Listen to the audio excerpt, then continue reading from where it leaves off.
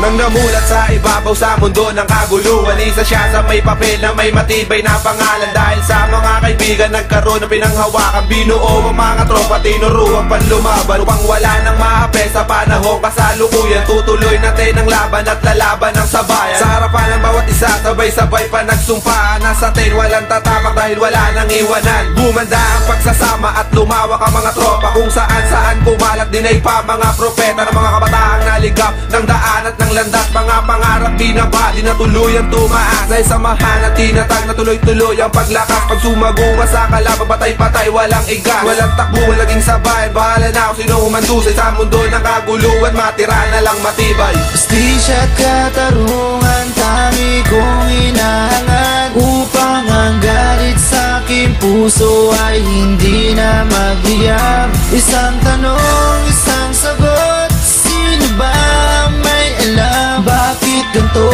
bakit ganon ang aking nararamdaman? Tumatagal ang panahon, lumalala ang sitwasyon ng kaguluhan sa laro, hindi na to yung ilusyon. Lumiliit na ang mundo na mas masakit pa sa eskinita, pero di nagaling lang matsyempuhan man o makita. Lalo pa nga siya na tumapang na sumikat ang pangalan sa mundo ng mga gangster. Ano bang pinaglalaban? Ngunit isang gabi nagising ang aso ay umalulok sa tapat ng aming bahay, tila ba bumubulok. At lumipas sa mga oras, sa amin ay may nagbalita, ang binatilyo na matapang pinutukan ng mga mama. Hinubaran ng dignidad mula sa mura niyang edad. Ang sabi nila sa mga salita ay meron silang abilidad, pero wala man lang na konsensya at wala man lang tumulong sa tao. Biktima sa dugo ay gumugulo. Di ba nga ay nagsumpaan na wala nang iwanan, pero bakit nyo iniwan sandaling kayo'y kailangan? Hustisya at katarungan, tangi kong hinahangad, upang ang galit sa aking puso ay hindi na magliyab. Isang tanong, isang sagot, sino ba may alam? Bakit ganito, bakit ganon ang aking nararamdaman? ang sigaw ng katarungan, tangi kong hinahangad, upang ang galit sa aking puso ay hindi na magliyab.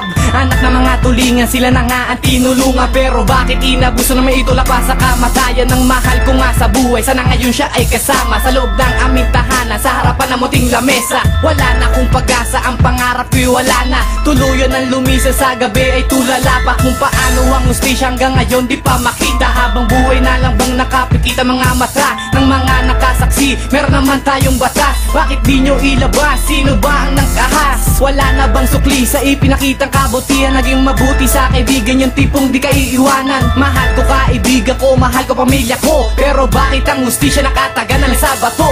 Hustisya at katarungan, tangi kong hinahangad, upang ang galit sa aking puso ay hindi na magliyab. Isang tanong, isang sagot, sino ba may alam? Bakit ganito, bakit ganon ang aking nararamdaman? Hustisya at katarungan, tangi kong hinahangad, upang ang galit sa aking puso ay hindi na magliyab. Isang tanong, isang sagot, sino ba may alam? Bakit ganito, bakit ganon ang aking nararamdaman?